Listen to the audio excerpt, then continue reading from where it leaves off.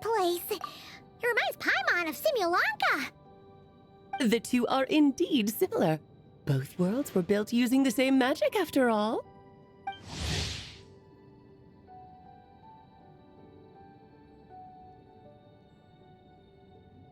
Aha!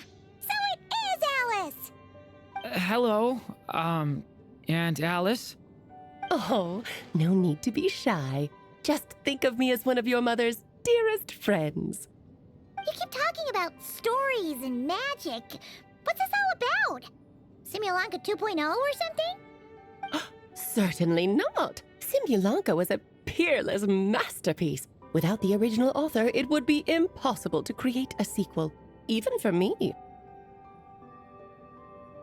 But you are right about one thing. Just like last time, I want to show you a work of magic that has to do with storytelling. What's this?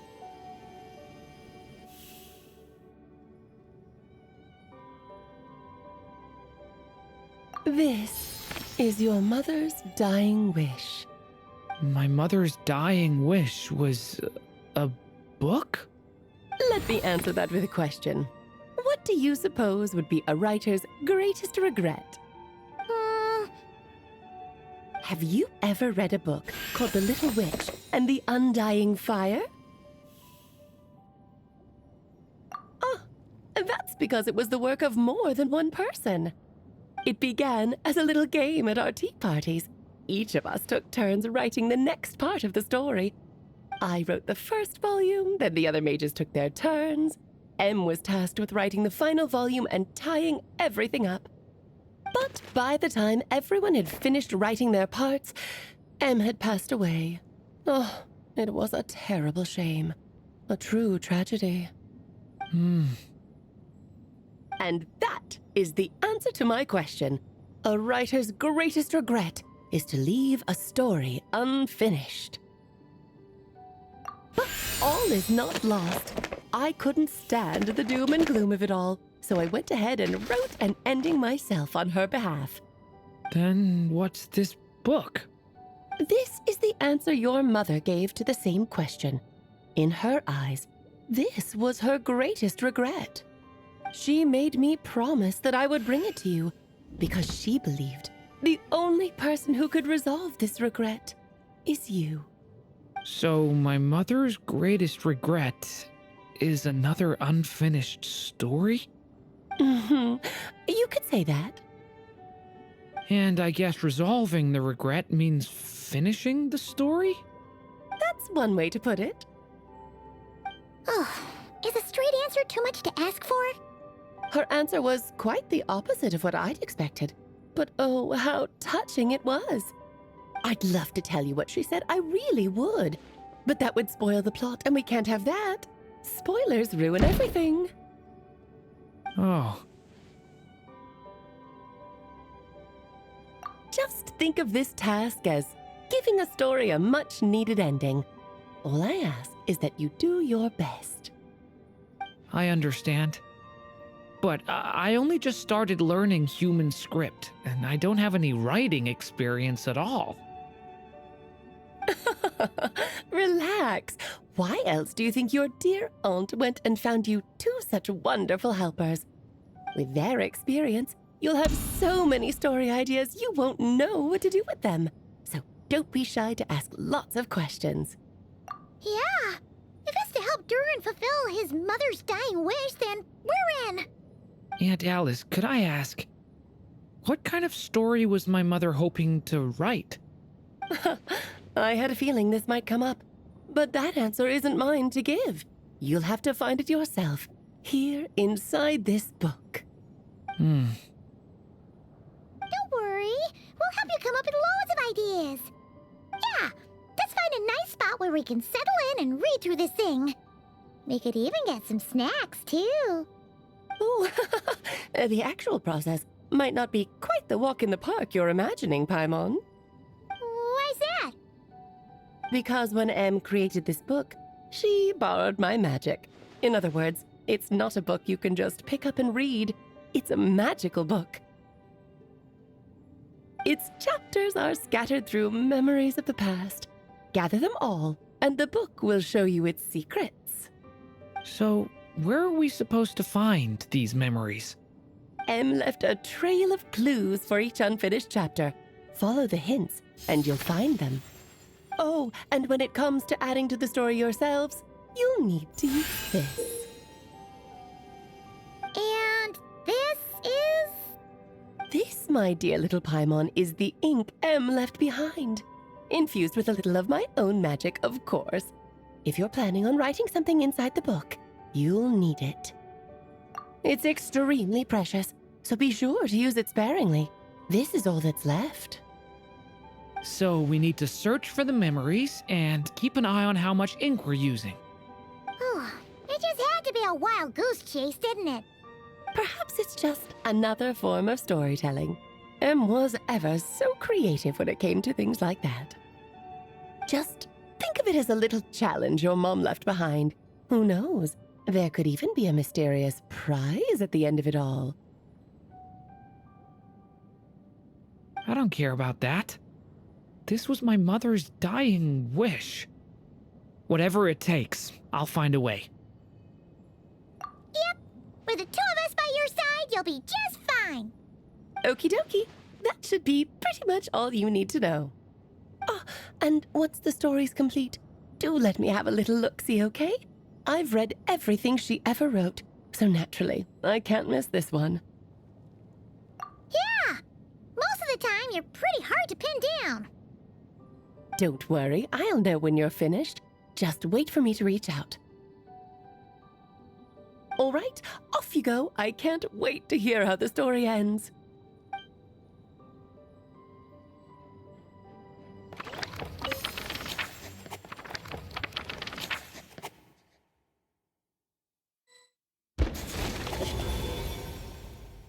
Long, long ago, an evil dragon descended upon the human world, bringing terrible calamity in its wake. Bravely did the people resist, until at last, the dragon lay slain. Later, a witch with a love for stories came upon the tale of the evil dragon, and for reasons she could not explain, felt a pang of sorrow on its behalf. For she knew, despite its body being born of wicked alchemy, all along, the dragon's soul was that of an innocent child. Right up to the moment of its death, it had no choice in becoming a vessel of calamity, nor could it fathom the cruel fate that lay before it. Though the witch had a love of stories, she was not pleased with how this one ended. No, that won't do, she thought. I'll write you a better ending instead. And so she set off to do just that, borrowing a little magic from her friend. With it, she wove a dragon's egg, resolving to rear a dragon child of her own. Yet long in thought she lingered, wondering what kind of world her little dragon ought to behold upon waking.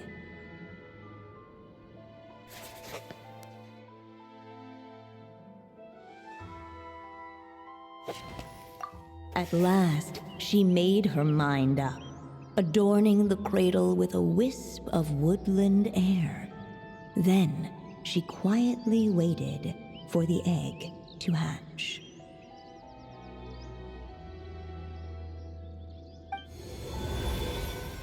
Whoa! We're actually inside the story! This must be Aunt Alice's magic. Yeah. A story about me? Why don't we just see where the story takes us? All we know is the beginning at this point. Okay. And now a golden-haired traveler, a silvery sprite, and a dragon-born youth step onto the stage. What new chapter will their arrival bring? Whoa! That came out of nowhere! Was that the same voice we heard just now? Yeah. But why does it sound so familiar? I've missed this. It's just like the stories my mother used to tell me. You mean... Em? She used to tell you stories? Yeah, she loved it. Back when she was still alive. Sorry, we should focus on what we're here to do. So, now that we're in the story, what's next? The dragon youth wondered aloud. Yet all he could do was wait for the story to unfold. Of course, there's something to be said for helping it along. Perhaps a little exploration could prove fruitful. Oh! Is that a hint? Yeah, I agree.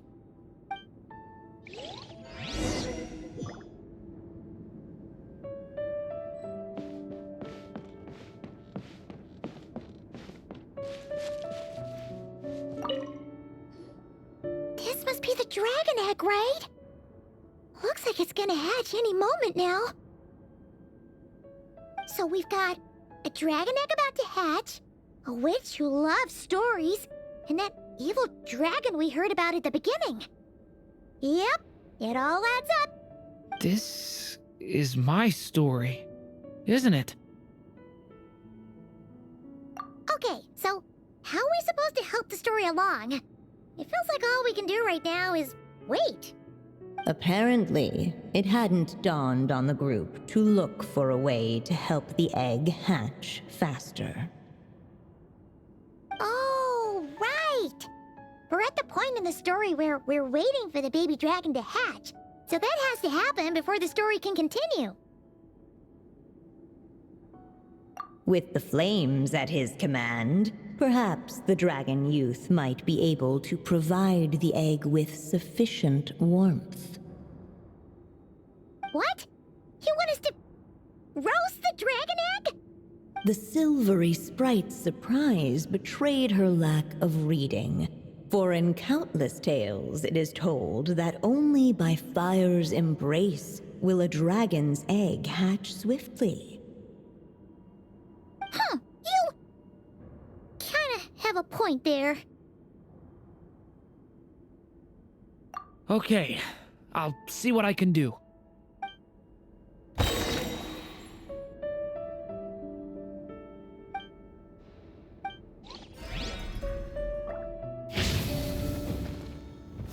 Thunder! Element for the end! Clearly, both the golden-haired traveler and the dragon youth were eagerly awaiting the little dragon's birth, though perhaps their longing burned a little too brightly. Still, such fiery anticipation might itself become a blessing.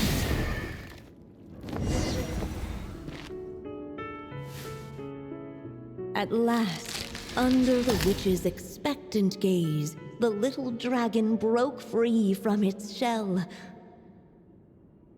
No living being has ever decided the moment of its birth. You were no exception, my child. I brought you into being because I willed it so, just like the witch who created that evil dragon. But I promise you this. Your birth was wanted. You are loved, and you will have a different fate than the dragon that came before you. You've never told me those things before, but for some reason, I always knew. Thank you for bringing me into this world.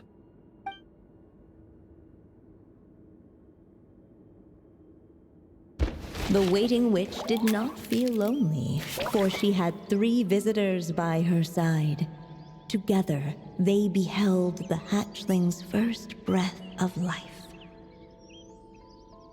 Holding her dragon child close, the witch promised him a life unlike that of the evil dragon. And so, nestled in his mother's warm embrace, did the little dragon's story begin.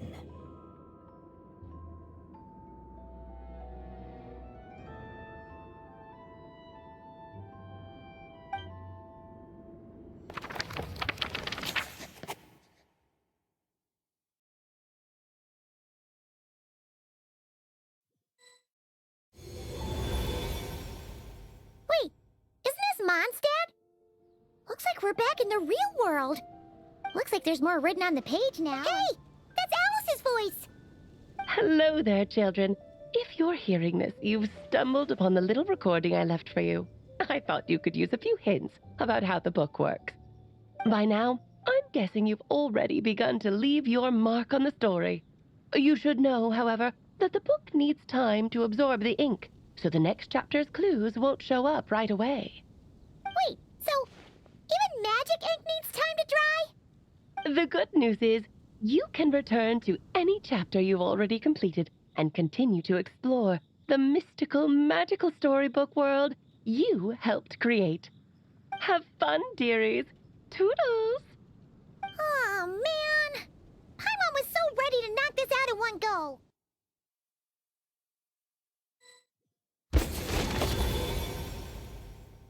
Even a war that shook the world could not halt the witches' gatherings. Yet even so, with the passing of time, 3 of their teacups no longer came to be set. The witches did not linger long in sorrow, for the Story Witch had brought glad tidings of her own.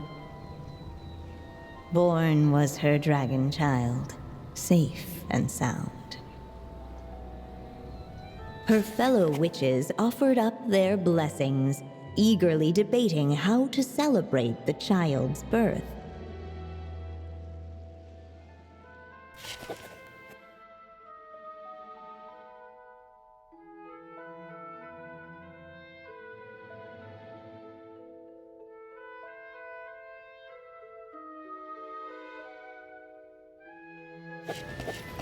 In the end, they settled on the sweetest candy they could find.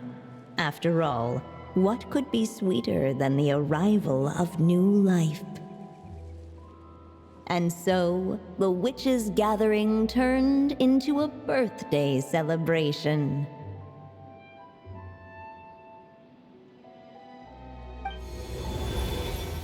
So, we're back in the story world, huh?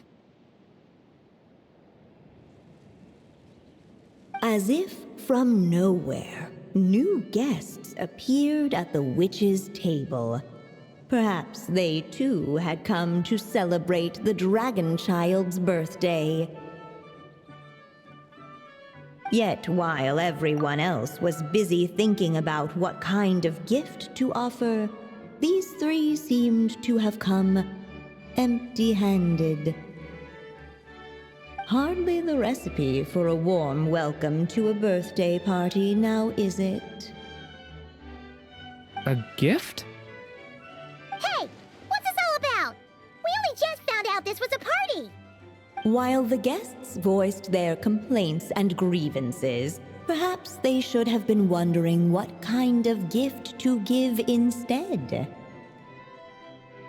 So, we need to bring a gift to advance the story? Oh, but where are we supposed to get something like that? Perhaps it would be a good idea to have a look around. Why didn't you just say so?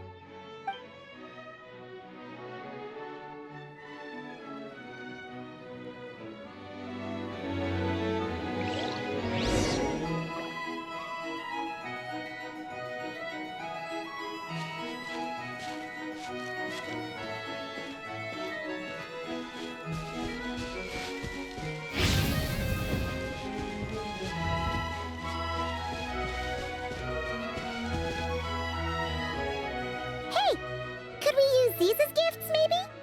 At last, the guests found something to give the dragon child. Guess that's a yes, then. Which one should we go for?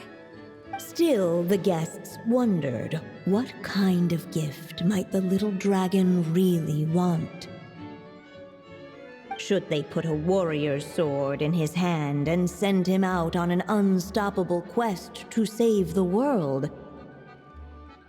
Or perhaps a wandering hero's slingshot and the promise of a life of endless, uncharted adventure?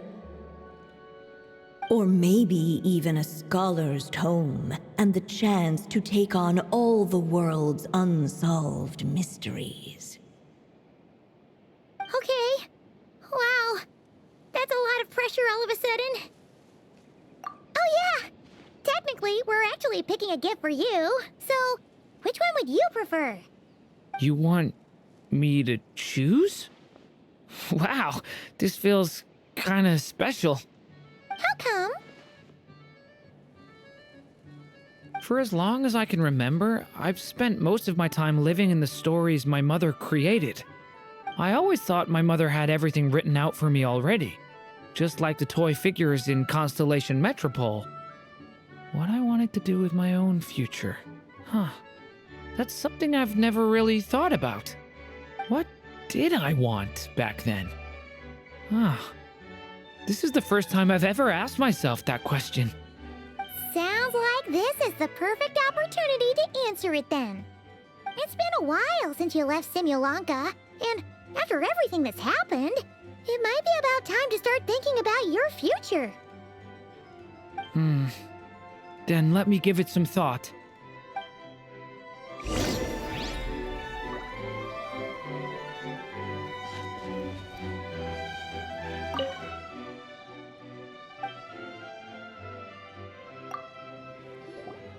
In the end, the guests settled on the Scholar's Tome. So you're the scholarly type, huh? I just feel like I should learn more about the way the world works. What makes you say that? I'll give you an example. Did you know that in Mondstadt, using fire to catch fish is a punishable offense? I thought she was just teaching me regular hunting techniques. It was only after Master Jean caught me and sent me to solitary confinement that I realized I'd misread the situation. So much of what's considered common knowledge in your world just wasn't in Simulanka. So I have to learn, or I'll keep causing trouble for everyone else. Paimon's not sure that counts as common knowledge.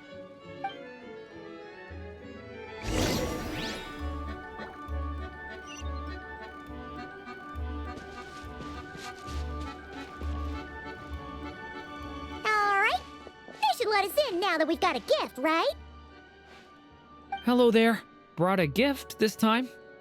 The newly arrived guest presented his gift, wishing the little dragon a future as a wise and accomplished scholar. Accepting the guest's blessing, the Story Witch invited him and his friends to take their place around the table.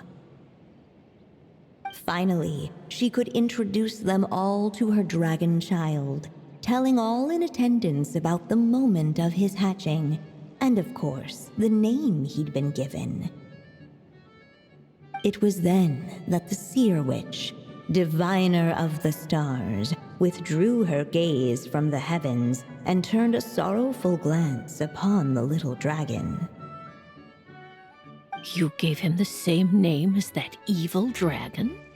That's right. But the life I intend for him shall be very different. What folly to love so blindly. For as you must know, a name is the mirror of destiny itself. He who bears an evil dragon's name must also inherit the fate of its previous owner. His fate has been foretold. Then I'll rewrite it. The witches at the table fell silent, for they knew the Seer Witch's words had never once proven wrong. Yet, just as clearly, they recognized the Story Witch's resolve, for there is scarce a force in this world more fearsome than a mother's love. At last, the Merry Witch stepped forward, dispelling the uneasy silence. So be it. Then we'll all lend a hand. Together, we shall rewrite this child's fate. You mean to defy one of the fundamental rules of this world? I refuse to be shackled by such rules. Besides, this is a witches' gathering, is it not? What could be more fitting a subject for this occasion than to defy them? Oh? Sounds like an interesting experiment. I suppose, were we to succeed in this endeavor, we might bring a touch of wonder to this otherwise dreary sky of stars. The Merry Witch finally talked them all round, just like she had done many times before. Warm and strong as the sun she was, so much so, in fact, that those who her light shined down upon had no choice but to bask in it. And so the witches readied their gifts, 3 marvels of the cosmos. For this child, I shall decipher the ravings of the heavens and lay bare before him the trickery of fate. For this child, I shall leave a formula powerful enough to unravel the very origins of this world, that he may seek another solution for the conundrum of his life. For this child, I shall call upon wondrous magic to make possible his impossible wish. All the Story Witch had was the pen in her hand, yet with the love that flowed from it, she resolved to bring forth a marvel of her own. For this child, I shall leave behind the last story I will ever write, and with it, a path to an ending yet untold. With the witch's blessings given and received, the little dragon's fate at last began to turn. In the midst of the dragon child's birthday celebration, the seer witch proclaimed her prophecy. The child had been given the evil dragon's name, and with it, the burden of its fate. But hearing this, the Story Witch vowed to rewrite it all, for such was her love and resolve. And so the other witches offered their gifts in turn, marvels as rare as any in the cosmos.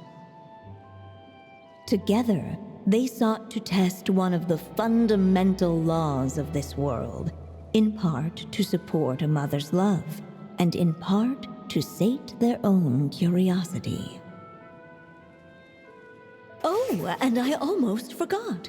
Our new guests came bearing blessings of their own. Who knows? Perhaps this extra dash of wisdom might be all the little dragon needs to change his fate.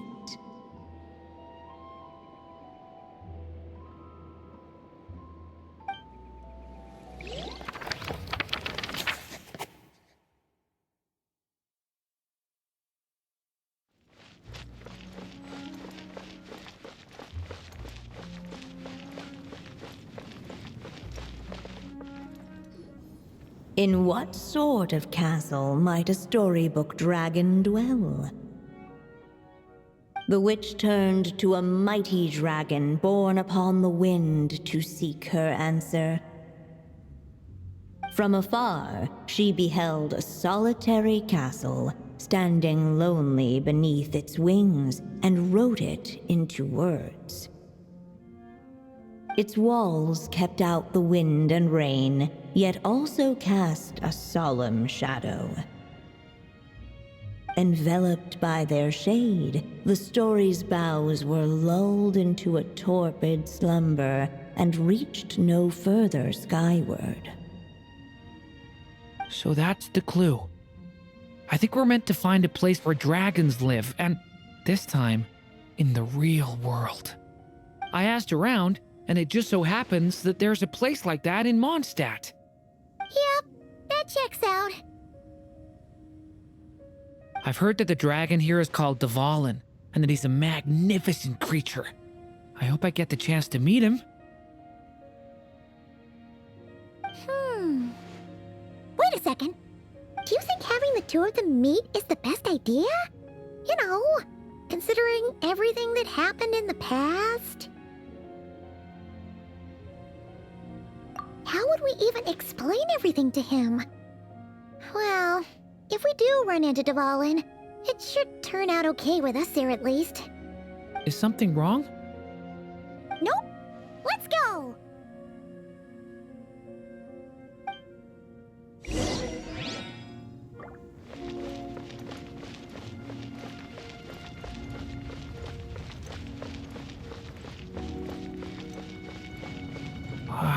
So, this is where Dvalin lives?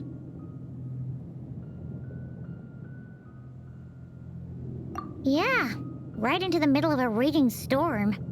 If you're afraid of getting blown away, Paimon, you can always hang onto my sleeve. This isn't Paimon's first rodeo. Come on, let's get going!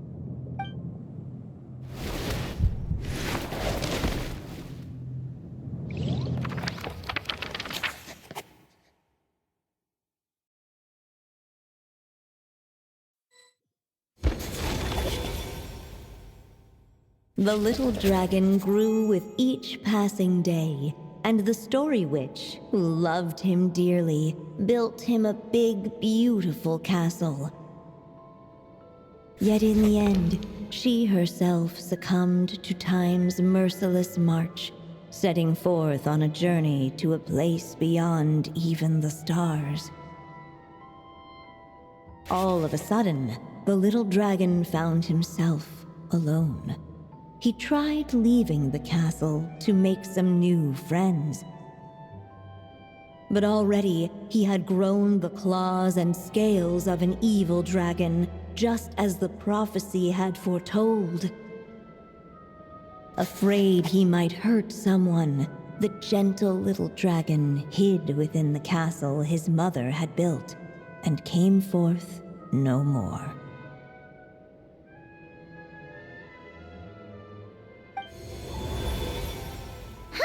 Looks like we're back in the story world. And from the sounds of it, this chapter must be about Simulanka, right? Yeah, like the fairy from the Forest of Blessings, the king of Constellation Metropole, that cat lady who turns into a box. Ah, yep. That would be Nilu, Navia, and Kirara. Oh, and there's Hat Guy, too. Only lately, whenever I see Hat Guy, I get this strange feeling. What kind of feeling? It's like there's something on his mind. He hasn't told me what it is, but I can sense it all the same. Well, he's always been kind of broody.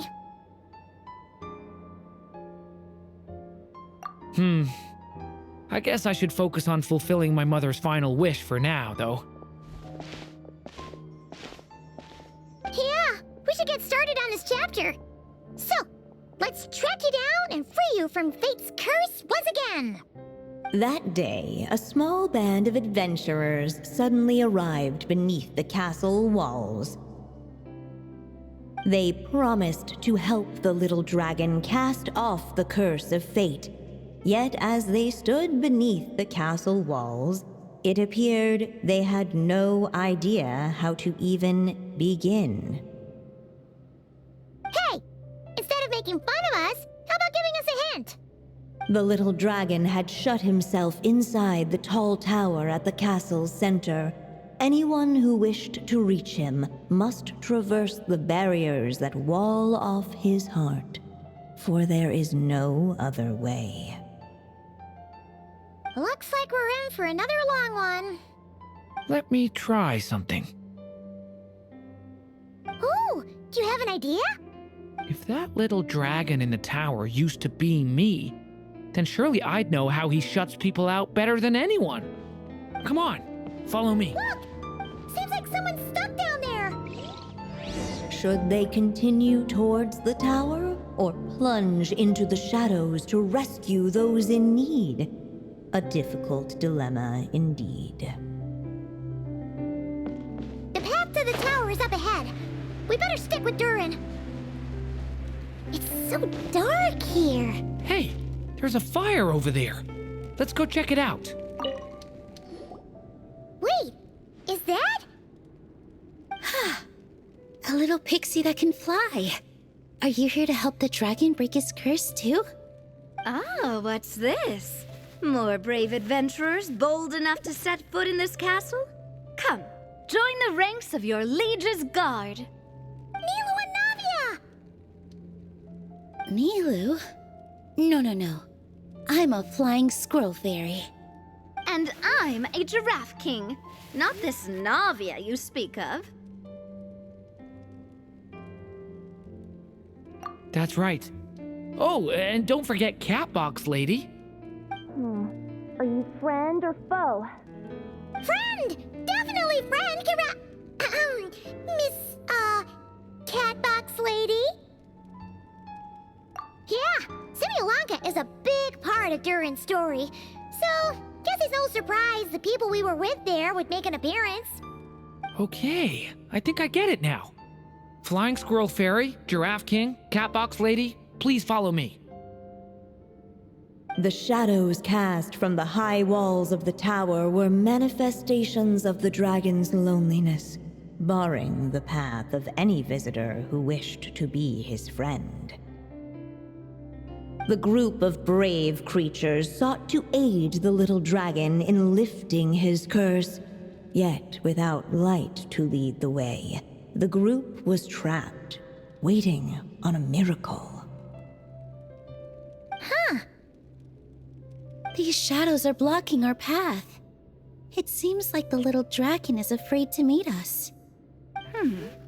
If only we had more firelight. But you three don't seem to fear these shadows. Why? Because I carry more than enough firelight for all of us. Besides, even though we're here to complete the story, who says it can't look a little different this time? Before I met you all, I was so sure I'd never make a single friend. I pushed away anyone who tried to get close, until some kind of miracle brought you to me. This time, allow me to return the favor. I'm not sure I followed all that, but you want to help the little dragon break his curse too, right? Yes, so please, come with me. Come on, Durin, or, little story dragon, just calm down. Stay back! I don't want to hurt you. Loneliness and fear had built a cage around his heart, shutting out all who would look upon him. And thus, all the adventurers could see was his shadow. Don't worry, we can help you. Don't come any closer! And that was the last the little dragon spoke. How are we supposed to persuade him if he won't even talk to us? If you can still hear me, please listen to what I have to say. Your claws and scales aren't some kind of inescapable curse, you know? You'll overcome it one day and make lots of new friends. I'm sure you think I'm lying. After all, no matter how many times you've tried to break it, nothing's ever worked. But this time is different. I brought your friends here to see you. Oh, what did you say? Hi, little dragon. I'm the Flying Squirrel Fairy, and I'm here to help you lift your curse. Will you talk to me? And I'm the Giraffe King. Don't be afraid, little one. We're not afraid of you. I'm just a cat in a box, but I'd very much like to be your friend too.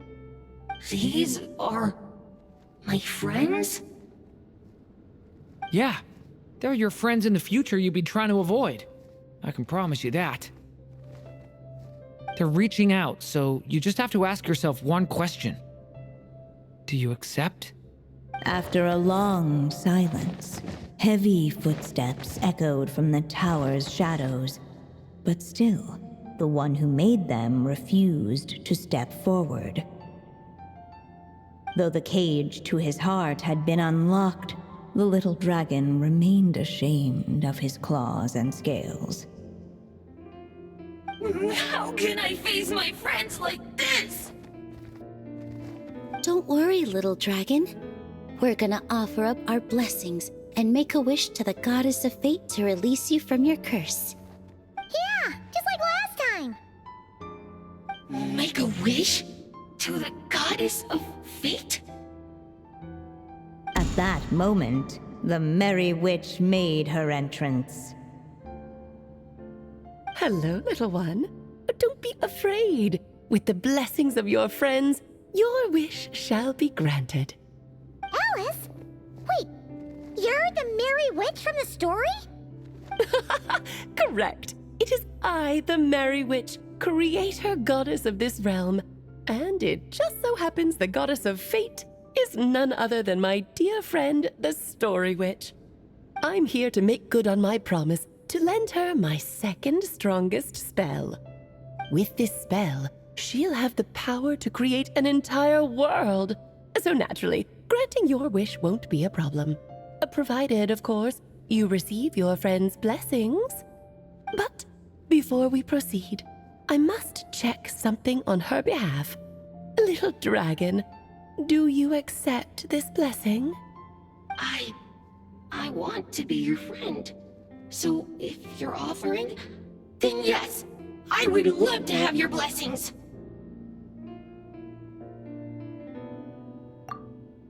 Were it not for the adventurer's blessings, this tale might have ended long ago. Thanks to them, another ending was now possible. Yet in that moment, they did not know if this blessing was truly a gift or just another trial in disguise. What? You didn't say a word when we actually needed a clue, but now at a critical moment like this, you turn up and start playing mind games? Another trial. Ha, that actually sounds about right. Be it the fictional problems of Simulanka or unavoidable conflicts in the real world, if you think about it, that's what they've been all along. But if it wasn't for those trials, I never would have met any of you. So, despite all that, I'd still like to give my blessings. That's the spirit! Come on, Durin! Let's help you make your wish come true again! On behalf of both my past and present selves, thank you, my friends. Fortunately, a brave band of adventurers heard tell of the little dragon's story. Determined to lift his curse, they fought their way through countless trials. To help him, they offered up their blessings and made a wish to the goddess of fate. At last, their wish was granted. Shaking off his scales, the little dragon stepped out of the tower's gloom. But his time in the world beyond the castle would soon teach him this gift would bring blessings and trials of its own.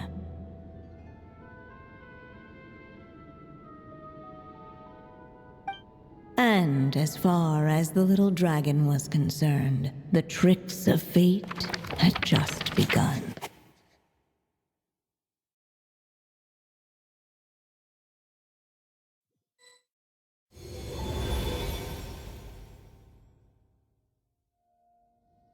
So, Durin's wish came true just like it did before. If this story was written by my mother, then surely that was the last chapter we just completed. Oh yeah! So, in other words, we finished it! Looks like that's a wrap on Alice's task, and there's even some ink to spare.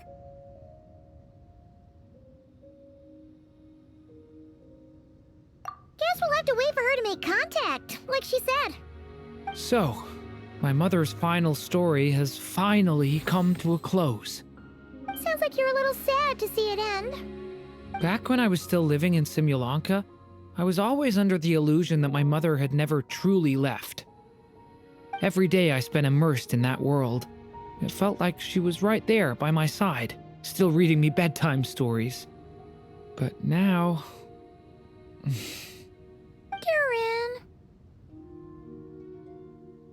That's right! And you've got so many other friends waiting for you back in Mondstadt! Yeah. Speaking of which, after all that flying around, Paimon's starting to feel hungry again. So, why don't we head back to Mondstadt? Perfect excuse for a big meal with the rest of the gang. Now that you've fulfilled your mom's final wish, a little celebration seems in order, right? It's just a pity we never got to see that big, beautiful dragon. You were really looking forward to meeting him, huh? He might not be here all the time, but Paimon's sure you'll get a chance at some point. All right, no worries. Anyway, since this feast is to celebrate me fulfilling my mother's final wish, I guess it should be my little treat. Pretty sure that's how humans do it, right? Nuh-uh. This one's on the Traveler and Paimon. Celebrating each other's achievements is what friends are for. Honestly, when it comes to who treats who, human rules are so complicated. See? He wants to be friends with you too. But the moment hasn't come. At least not yet.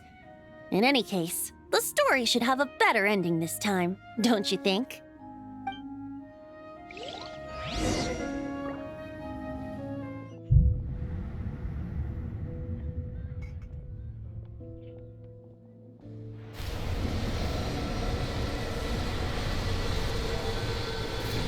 The tricks of fate had just begun.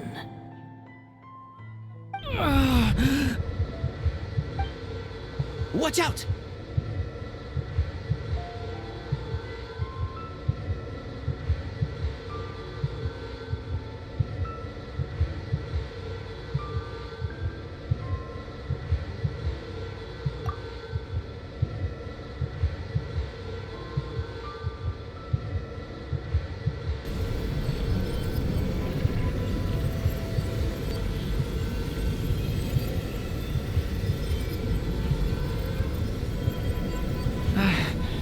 No one got hurt. Did they? Durin! Durin!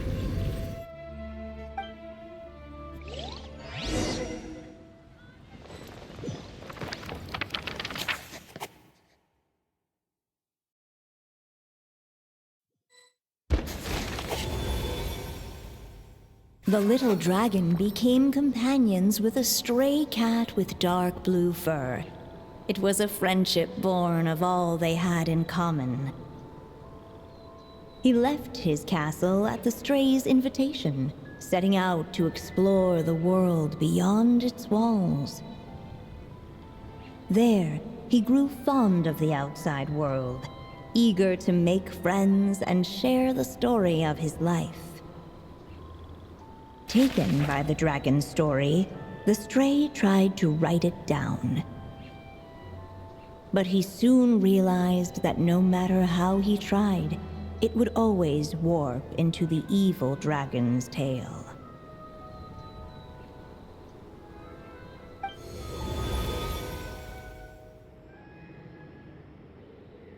So, this is the world where this chapter takes place? Looks like we're at the top of some kind of gigantic tree. This one must be about what happened to me when I first arrived in Teyvat.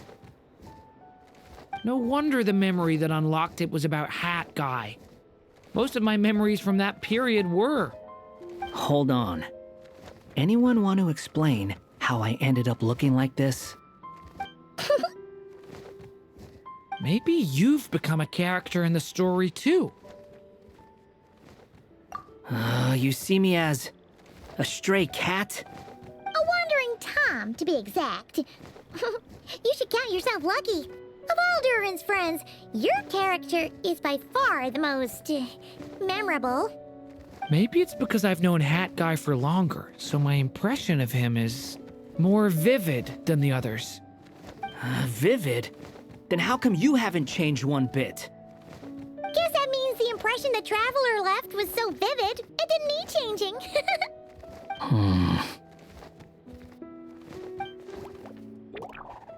Hello, everyone! Ready for today's adventure? It's the storybook, Durin. Oh. So you're not playing yourself in this one? Does that mean the two of you have even more memorable roles to play? Where are we going today, kitty cat? Whatever. Just follow me. Same as always. Okie dokie! Can we chat along the way? If you have something to say, just say it. Was that seriously how the two of you communicated when you first got here? Yep. Anyway, how do we get ourselves out of here? Usually, the narrator gives hints to help us figure out what to do. Speaking of which, about time we got some of those, don't you think? The story's vines had woven themselves together into a giant tree, the boughs of which a little storyless dragon now paced, homeless among its leaves. He had to find a way to leave this place and set off in search of a home of his own. If he stayed, the world would erase him from its memory altogether.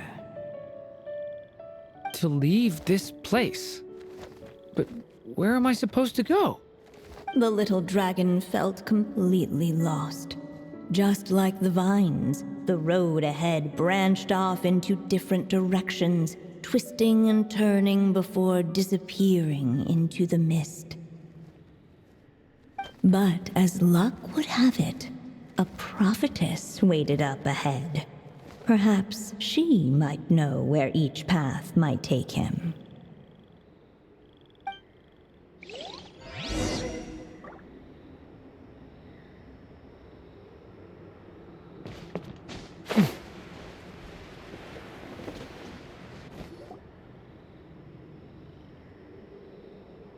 Oh, you must be the little lost dragon. It's true. My friends and I are lost. This meeting was no accident. The prophetess was in fact the seer witch, here to present her promised gift. The seer witch? Oh yeah! That's Mona's teacher, right? The old hag? Insolent child. I am the seer witch, your prophetess, not some old hag. Sorry! Now, little lost dragon, I have come to bestow the gift I once promised. A prophecy. A prophecy? Hear me now, for my prophecy is this. One day, the dragon from beyond the castle shall be reborn, and none may avert its coming. The wind took the prophecy and swept it off into the distance.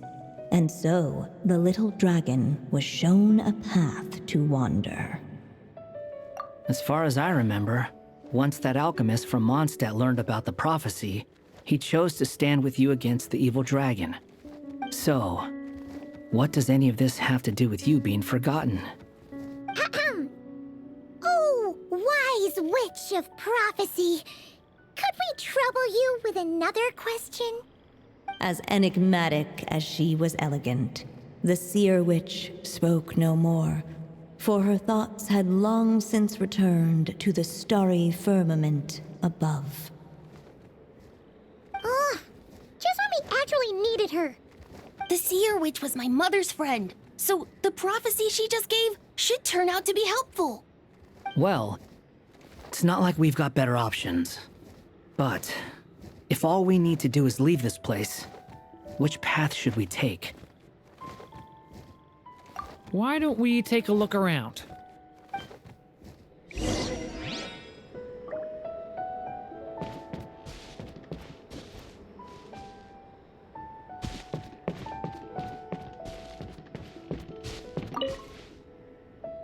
as enigmatic as...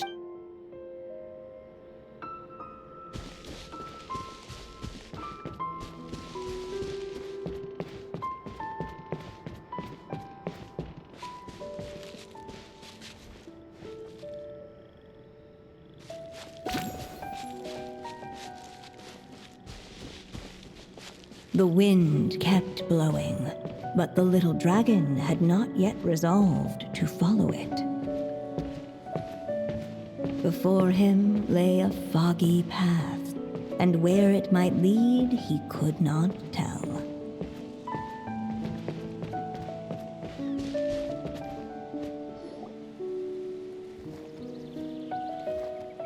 If we go this way, we'll be heading back to Mondstadt, just like we planned. Out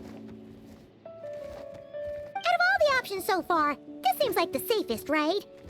At least we know what happens next.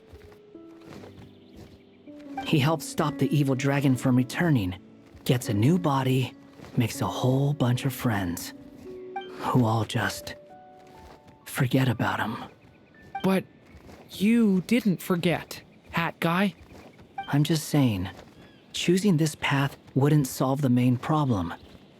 You'd still end up being forgotten. Huh. I'm not against choosing this path. I just wonder what secrets it might be hiding. Let me think about it.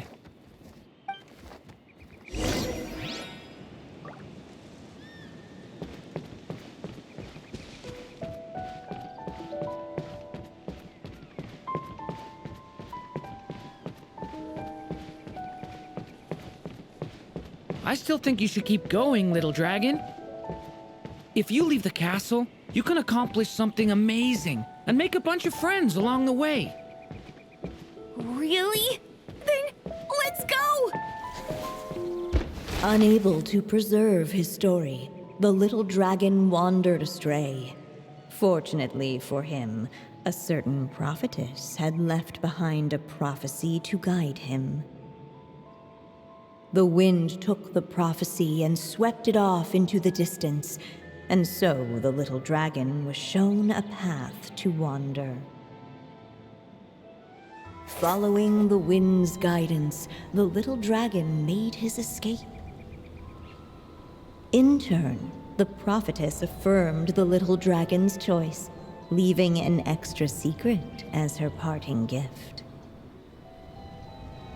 Now that you've made up your mind, I shall keep my promise by explaining fate's little trick.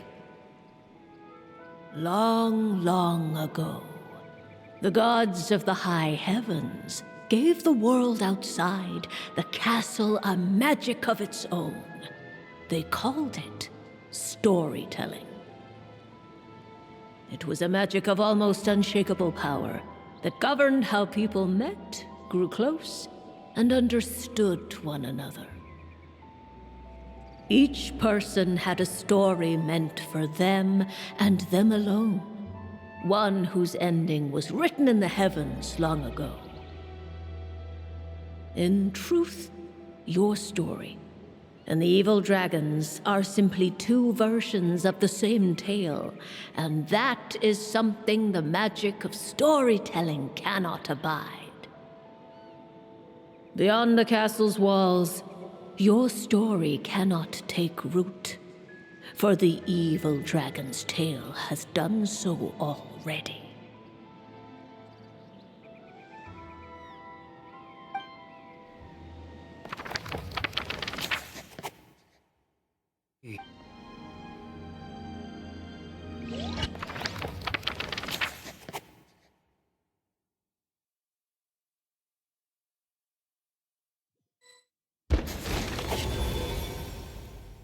Guided by the breeze, the little dragon arrived at an alchemist's workshop.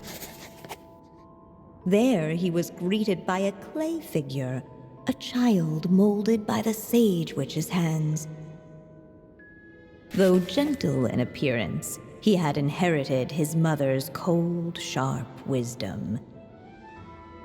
And he was determined to avert the calamity the evil dragon would bring, and so was his helper, None other than the little dragon himself.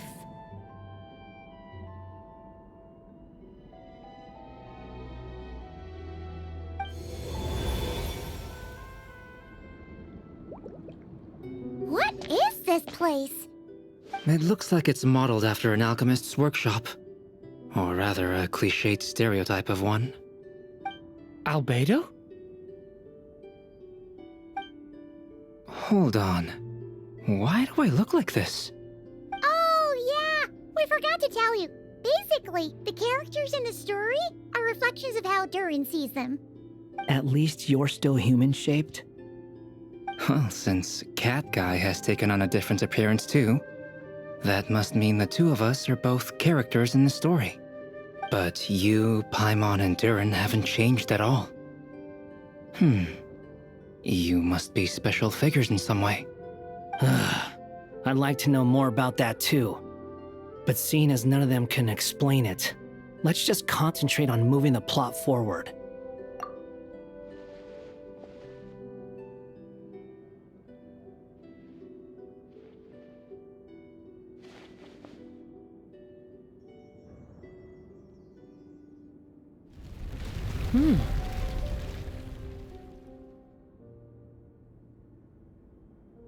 And just like that, the group stumbled upon a hidden passageway. Intricately crafted, it seemed to lead them towards another exciting chapter of the tale. Come on! What are we waiting for? Next chapter, here we come! Ouch! But this was a chapter that had not yet been written. Ahead of them was a storyless void, and they could go no further. What? Then what's the point of having a path here? Sounds like a pretty bad habit for a writer.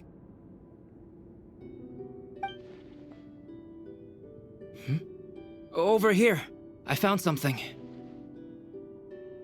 What the clay figure found was none other than the evil dragon's heart itself. Though the creature had perished long ago, its heart was still there, pulsing away and growing warmer with every beat. And the clay alchemist knew what it meant. That the evil dragon would return one day, just as the prophecy had foretold. Yet, guided by his mother's wisdom, he foresaw another fate. If only the alchemist could bestow this heart upon the little dragon, he might be reborn in the evil dragon's stead. Only then would the evil dragon's heart grow still, and the little one inherit its tale. Sounds like this chapter's about Albedo bringing me to life? If that really was the solution, though, this would have been over the minute I finished the transmutation. So why is Durin still being forgotten? There has to be some other reason. Yeah, I'd like to explore the area a bit more.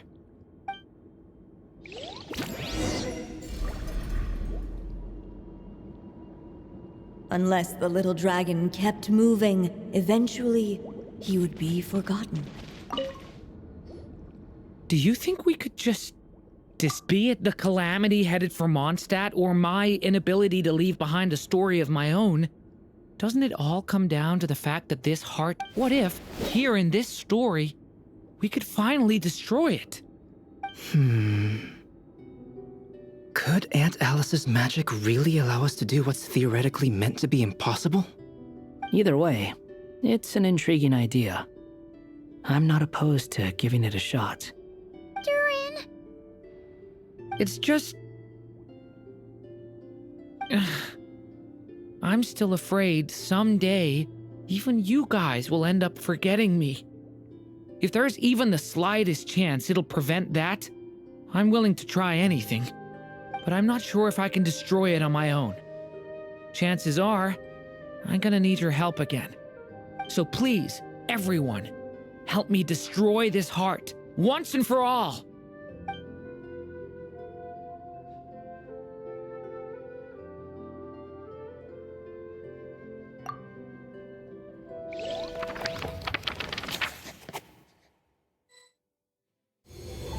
With the help of his friends, the little dragon destroyed the evil dragon's heart, using up every last ounce of his strength. In his eyes, this would ensure that his story and his alone remained in the world beyond the castle's walls. But the evil dragon's heart was like a great tree with roots digging deep beneath the surface. Cutting off the branches did not kill it. No, it just made it impossible for a new branch to take their place. The gnarled roots retreated back into the frozen earth, biding their time for a chance to bud again. Cut off from their source, the rootless branches above the surface slowly withered away. The little dragon's story faded into nothingness, and in the world beyond the castle, only the evil dragon's tale endured. Who am I? Is this me? And so the story ended, with the little dragon fading from sight, leaving nothing but the evil dragon's shadow in his place. Oh no! That means Durin! What do we do now?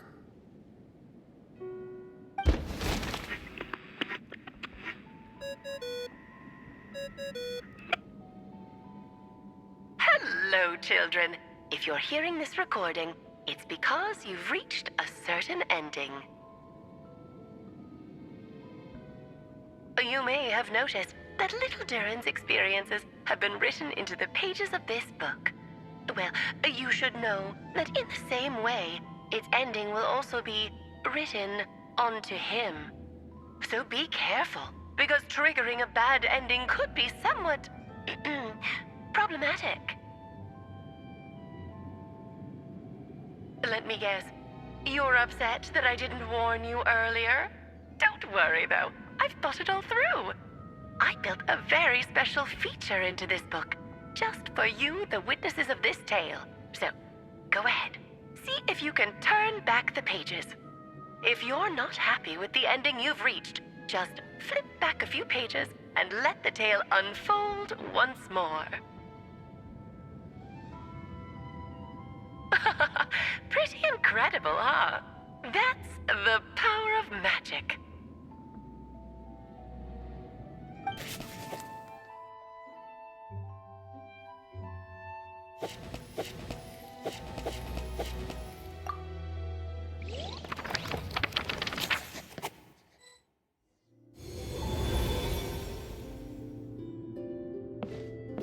Unless the little dragon kept moving.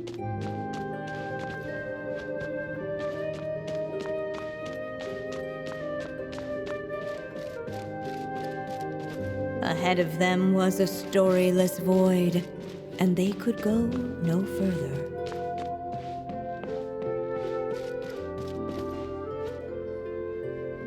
Returning to the castle.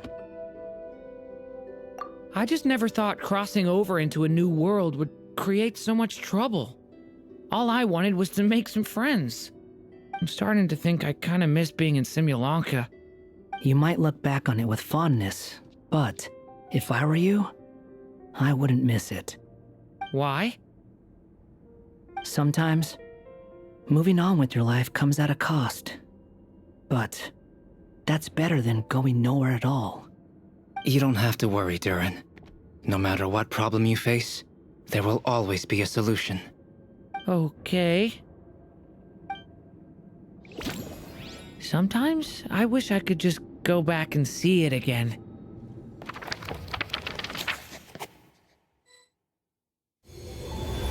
As the little dragon slipped back inside the castle's walls, the clamor of the outside world fell away.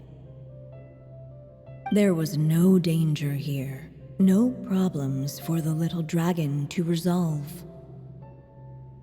As soon as his mother finished her story, it was time for the child to drift off into the world of dreams. And so the story ended, with the little dragon fast asleep in his castle, just like he had never even hatched. What's going on? I feel so weak. Hey, what's happening? Durin, wake up! But this can't be how it ends. Durin promised to bring back everyone's memories. There's no way he'd accept an ending like this.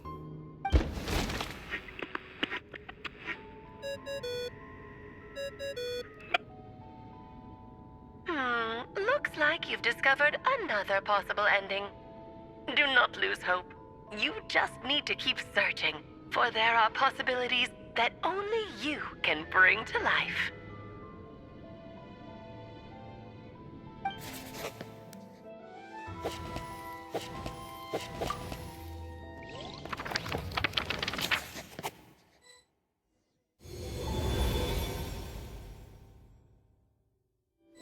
Unless the little dragon kept moving, eventually, the evil dragon's heart continued to beat. Looks like whatever happens next.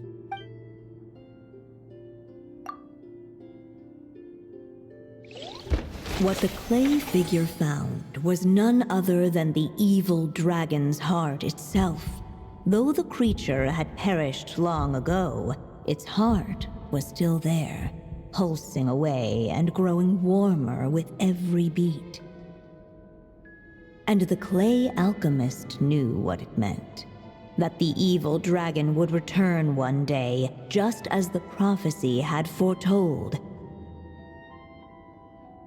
Yet, guided by his mother's wisdom, he foresaw another fate. If only the alchemist could bestow this heart upon the little dragon, he might be reborn in the evil dragon's stead.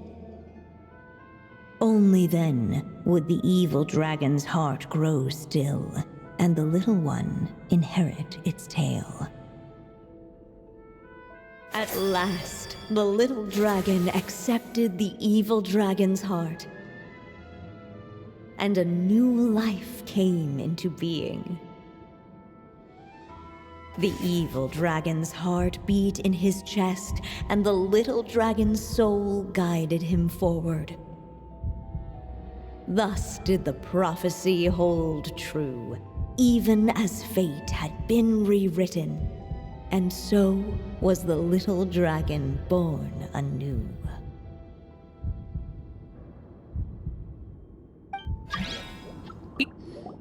Finally, a happy ending! That must be the last step, right? Woohoo! We completed the story!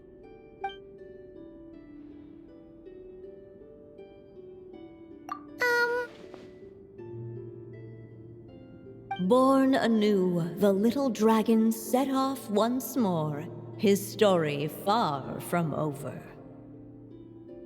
Huh? So, that wasn't the end? What comes next might be the most crucial part of all. The real last step. If fate really is as devious as they say, then I say, show us what you've got. Wow! You're all so serious all of a sudden. Durin,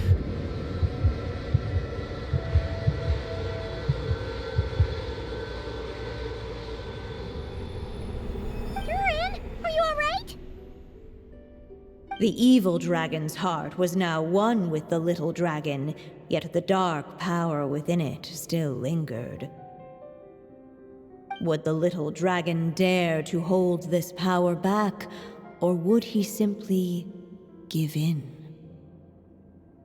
Hey! What kind of question is that? Of course he's gonna control it! What choice does he have?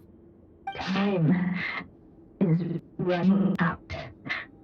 So, would the little dragon dare to hold this power back? Or would he simply give in? What's up with the narrator?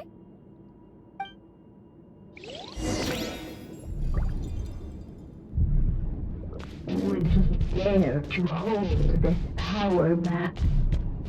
Or would he simply give? The little dragon and his companions. Blank. Blank again. Huh? What's going on? Are we running out of ink? Once the ink runs out, is that the end of the story? I had a feeling this would happen. What's happening to the others? Now that the story's ink was spent, all that lay ahead were blank pages.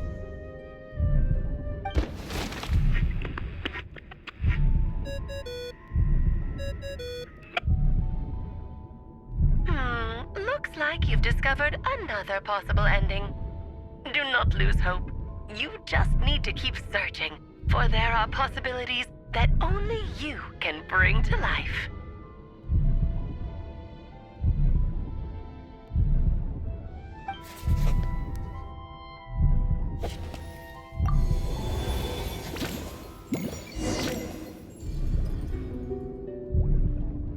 Would he dare to hold this power map?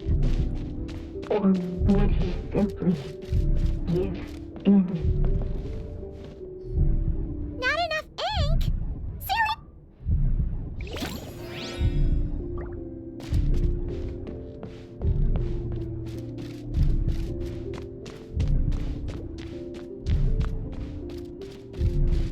Ahead of them was a story. Would he dare to hold this power map?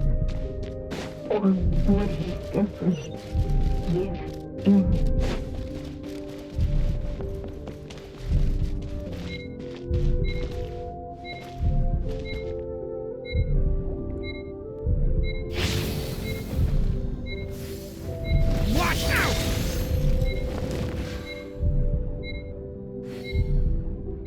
Would he dare to hold this power map? Or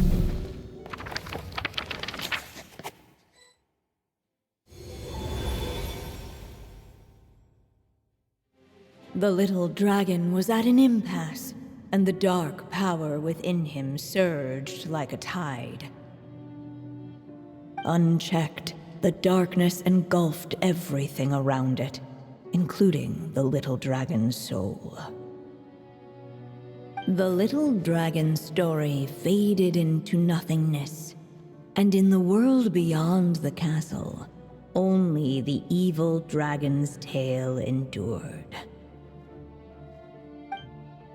Is this me? And so the story ended, with the little dragon fading from sight, leaving nothing but the evil dragon's shadow in his place. Oh no! That means Durin... What do we do now?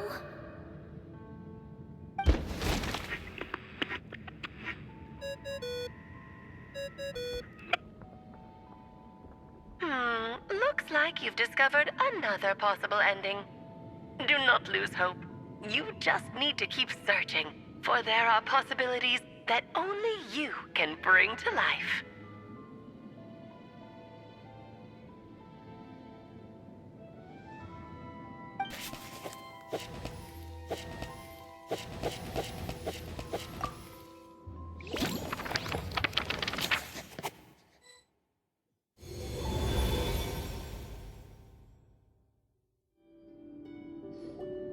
What's going on here?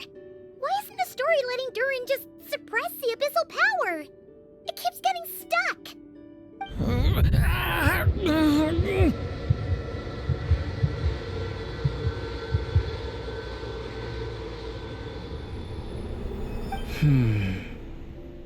It seems the act of suppressing the power counts as an event in the story. In other words, we would need ink to write it in. So, what now? Did we use too much earlier? How are we supposed to write a happy ending with only this much left?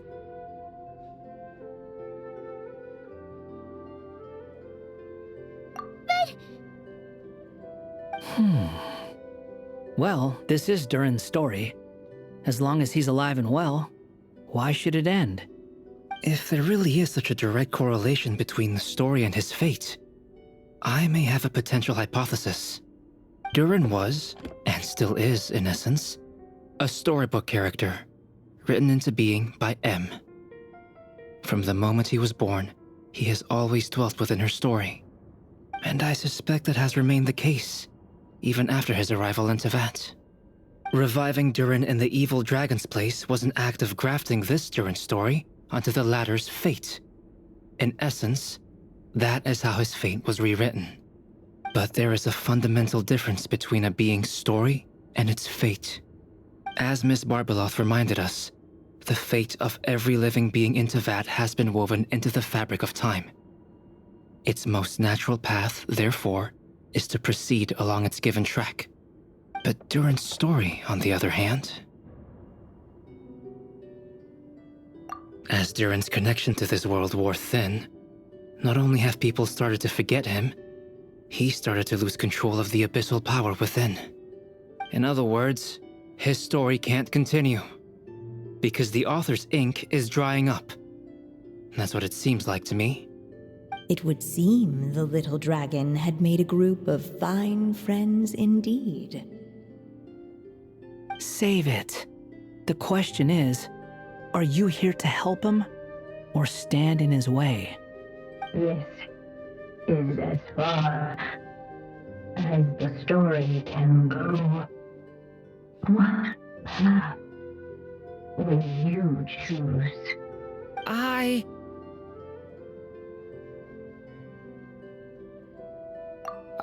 suppose the final decision is up to me. It's hard to believe I never actually left my mother's story. If that's true, I'd like to go there and see for myself. By there, I take it you mean the blank pages of the unwritten chapter ahead? But we still don't even know how Alice's magic works. If Durin belongs inside the story, then going outside of it to some unwritten part, isn't that too risky? I'm not afraid. I second that. It would seem this is one answer you need to go seize for yourself. So be it. Whatever obstacles stand in your way, we'll tear them down together.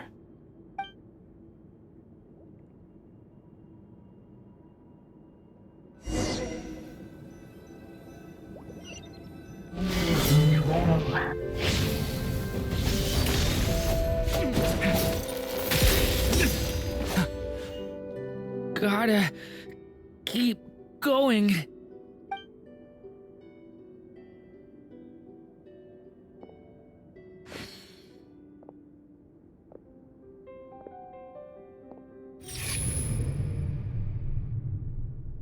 Ahead lies only a stormless void. My consciousness is slipping away. Keep going, Durin. A pure soul is your essence, not an empty void. I feel so weak. Stand tall, Durin. You are not some amorphous idea. The body I made for you is flesh and bone. Am I truly alive? Yes, Durin, but you must keep going. You're as alive and real as I am. I wish?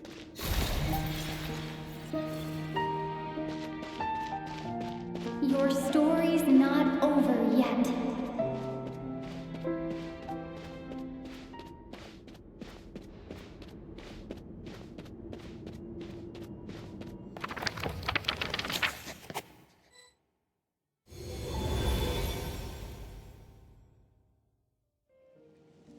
Silence, huh? Have you nothing to say about my proposal? Let me get this straight. You want to graft your story onto this unfinished thread of fate, and in doing so, not only rewrite that fate, but allow the story to live on. Quite the brilliant idea. Still, the story's survival depends entirely on whether the author keeps writing. Exactly. And the moment foretold by the prophecy is still centuries away. I see. I thought my own ignorance might be the problem. That I'd asked more of the noble science of alchemy than it could ever deliver. Or that I had failed to discern the heavenly signs and grasp the secret truth underlying the prophecy. Little did I imagine that time itself would prove to be the greatest hurdle of all. Well, my friend, this has been a most intriguing experiment. And from an academic perspective, at least, I don't think it was a bad proposal. Someday, the prophecy will come to pass. So remember, my friend, much like the stars themselves, there will always be something that transcends the test of time. Thank you, everyone. You've helped me so much already. But, Alice, I still have one final favor to ask of you. Will you lend me your magic one last time, just enough for me to keep his story alive until the prophecy is fulfilled? You mean you want me to extend your lifespan? No, not in that sense. As Rheindotter once told me, the laws governing life and death are among the most unyielding in this world. I'm well aware of that. Whether it lasts a day or an age, the span of one's life is determined by fate alone. If I tried to breach that law by force, I'm afraid I would lose what makes me human. This is not a path I want to go down. If I am to die, then I shall die a human. So what is it that you want me to do? I would like you to send this pen of mine into the future. I see. Then perhaps there really is a way I can help. I could create a kind of story magic to take over the writing once you're gone. Oh, but for it to work, you would need to provide enough of your own words for it to learn from. How much? Oh, an immense amount. So much, in fact, that you would have to spend the rest of your life writing, and even then, I'm sorry to say, it would not last forever. No matter how much you write, there is a limit to the number of words you can leave behind, but the world itself will never stop changing. Someday, perhaps, even your entire corpus will not be enough for the magic to continue describing this world. And when that happens, the story will end. Still, it's worth a try.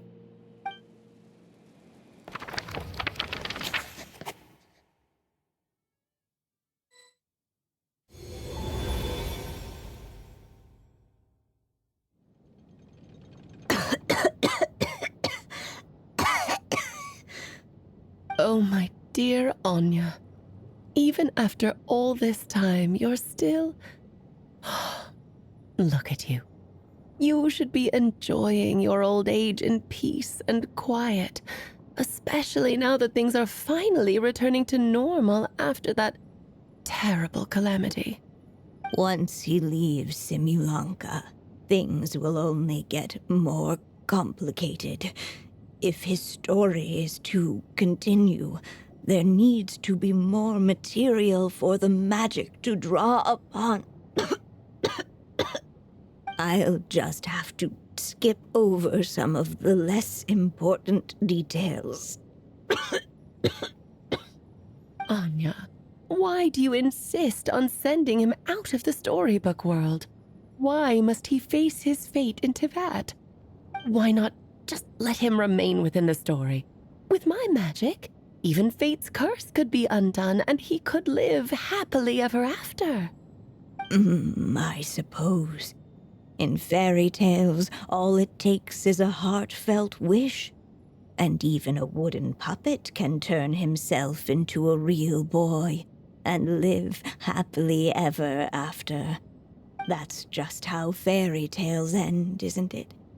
But have you ever wondered what happens to the main character after the ever after? Tell me, Alice. In your eyes, what would be a writer's greatest regret? To leave a story without an ending. Not a bad answer. It's true, many writers come to consider that their greatest regret. But I see things differently. My greatest regret is that every story I write has to come to an end in the first place. Anya. No matter how brilliantly a character shines, the moment their story ends, their potential is lost forever. For them, the story itself becomes an inescapable fate. But what if, instead, I could place my pen in their hand and let them continue the story themselves? You mean... You said it yourself. I can only leave so many words behind. Even with your magic, the idea that I could keep the story going until the prophecy comes to pass is wishful thinking at best. But I've found a way to use your magic to transform some of my finished stories into a special kind of ink. This ink is a magical medium he can use to complete the story the way he wants to.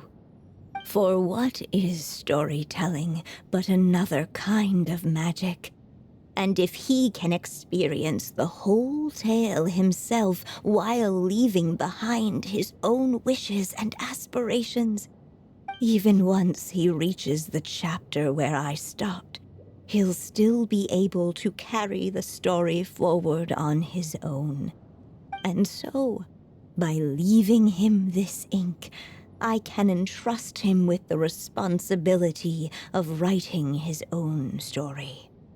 A character with the power to write their own story. That way, he'll finally be free from the cage that is my pen. And like anyone else living in the real world, he can go on to create a life of his own. And you no longer need to worry about the constraints of my magic. What a brilliant idea, Anya. But there are still risks. First of all, once he arrives in Teyvat, he'll have to rely entirely on the story you left him to maintain his connection to that world. As you gradually hand over creative control, that connection will grow weaker, and at some point, he might lose it altogether.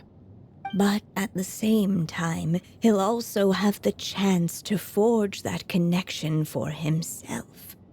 The issue is, this method taps into too many of Teyvat's core secrets. Any overt hints you try to leave will be erased in no time.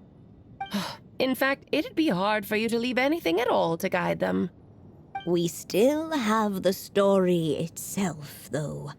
I can use that to show them the way. It's entirely possible he burns through all your ink, never reaches the chapter you had in mind, and gets stuck roaming the chapters of his past. But despite all that, I still believe in what this child can become. His hopes and wishes can be his ink, so he won't be trapped by mine running dry. Oh, what the writer you are, Anya. Your imagination never ceases to amaze. And you do know how much I love a happy ending. You shall have my help, my dear. Thank you, my friend. Well then, my child, do you understand what you must do? Yes, I think I do. It's my turn to keep this story alive. Then what's holding you back? What will become of you after I take up this pen? I will fade away. There will no longer be a reason for me to go on existing. My child, or your mother, I should say, passed away long ago. The voice you're hearing is nothing but a magical echo that has now fulfilled its purpose. You needn't feel so reluctant to let me go. I know my mother died long ago. It's just, when you lose your mom too soon, it's hard to tear yourself away from the stories she used to read. I guess it's a silly way of pretending she's still here, by your side. Durin.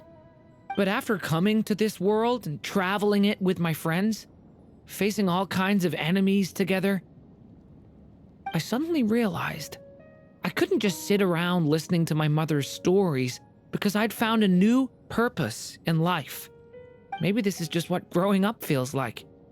With all my new friends waiting, it's time I finally set aside my mother's storybook. I'm ready to grow up now, Mom.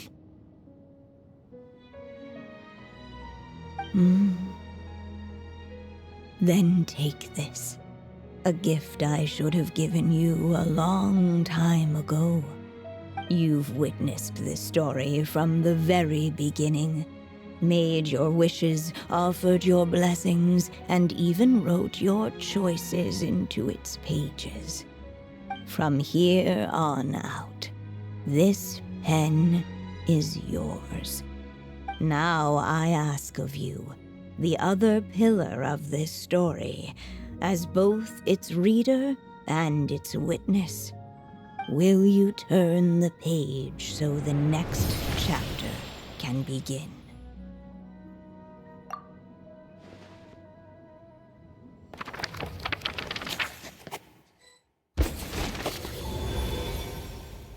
Suddenly, and without warning, the powers of darkness struck. The question was, could the little dragon prevail?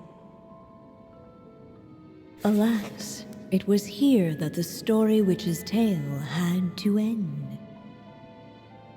But Durin's tale, on the other hand, had only just begun. Stepping into his mother's memories, he picked up her pen. And so the story that was ending began anew. He had made up his mind to challenge the fate that barred the way ahead.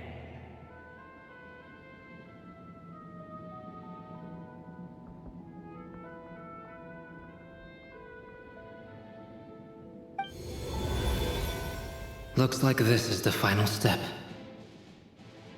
A chance to strike back at fate? Now that's not something that comes knocking every day.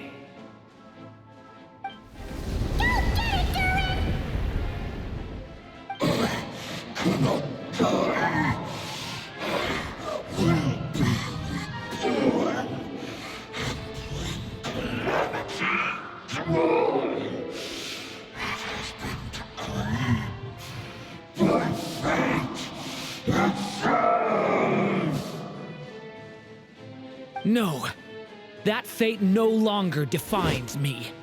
In the end, only my story shall endure.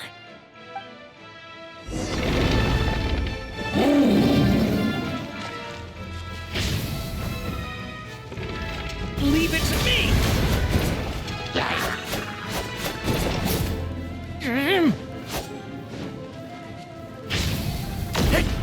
Devouring claw! Stay away from me!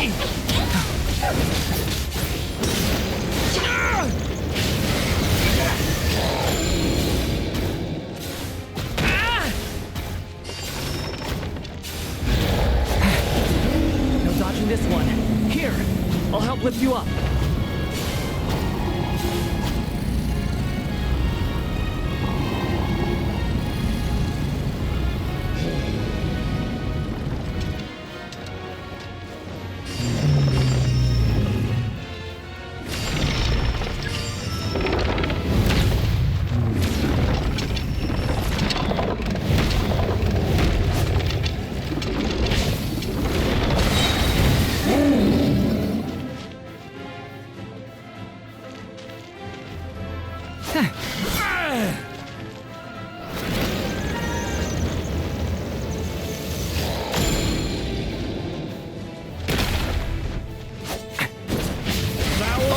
My story shall endure.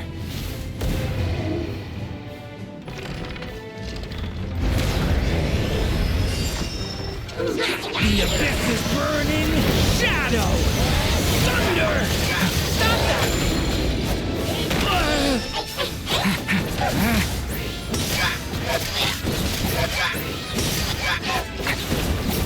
Get back!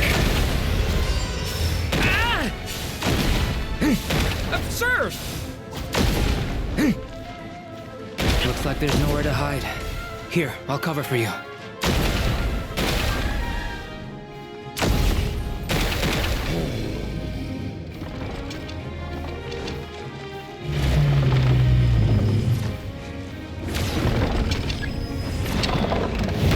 Watch! This time, the light prevails!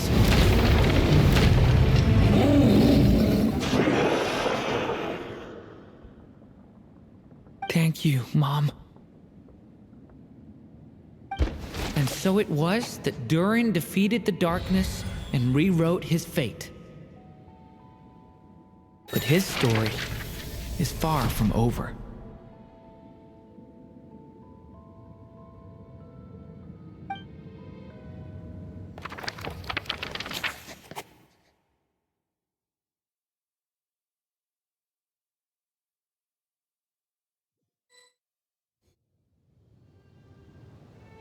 Oh, my writer and witness. It's been quite the journey, hasn't it? You had special plans for the traveler from the start, didn't you? But of course, that goes without saying. For a story to live on, it needs both a writer and a reader. Only then can my magic take effect. I chose the traveler as the witness because of the special nature of who she is. It's not easy finding someone with that kind of background, you know. For a moment, I even considered taking the role myself. At least it made for an interesting story, right? Huh? What are you doing here, tone-deaf bard? With the Hexenzirkel carrying out such a risky experiment in Mondstadt, it didn't cross your minds that the Animo Archon might be slightly curious? Sorry for the trouble, Lord Barbados. Think nothing of it. I dare say the Animo Archon quite enjoyed coming along for the ride. Now then, as agreed, let us see the fruits of your labor. Here, please take a look.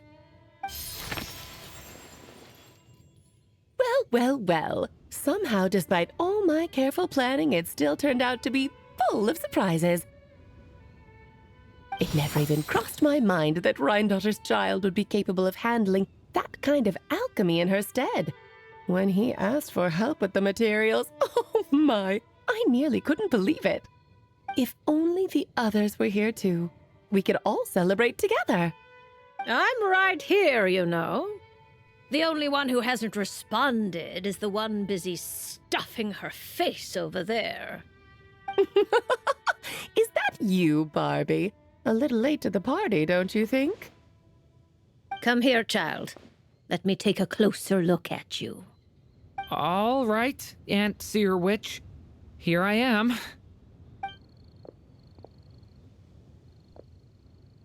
Just as I thought. This child's fate does not appear among the stars. Anya has accomplished what almost no one before her could. What does that mean? Child, all you need to know is that you're very lucky indeed. Oh.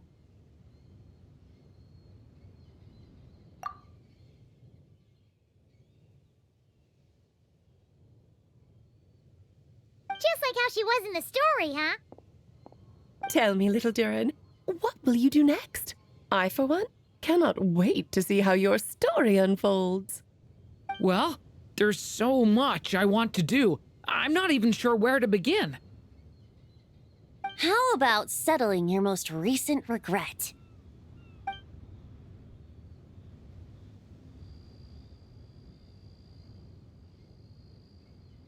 Not so fast, tone-deaf bard. What exactly did you just tell Durin to do? to make a long overdue wish come true. Thank you once again, Alice. How much time do you have left? I believe these should be my final moments. Just enough time to say goodbye to my dearest friend. This feels like having to say our final goodbyes all over again. I don't like it. Not one bit. I don't know how to respond to that. Strange. You were always such a cheerful figure in my stories. I even dubbed you the Merry Witch, you know.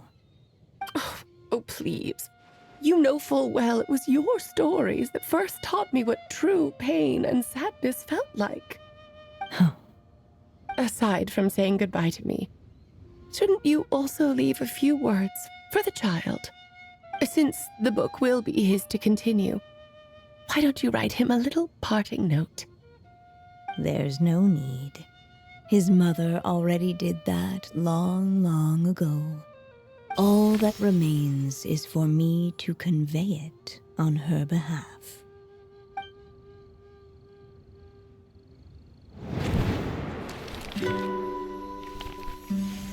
My child, these may be the last words I get to leave you. I've always thought of the characters in my stories as my children, loving each one of them, just like a mother would. But you are the most extraordinary of them all. You alone can defy the fate of this world and write the perfect ending to my story.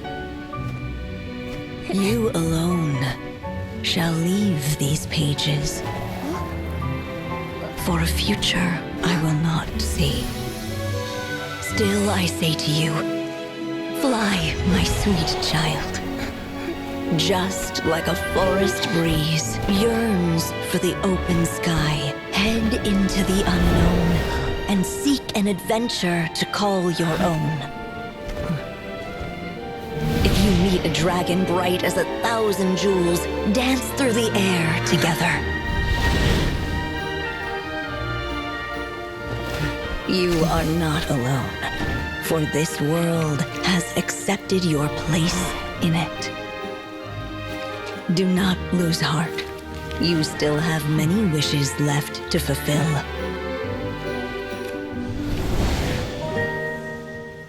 A long tale awaits you, my love.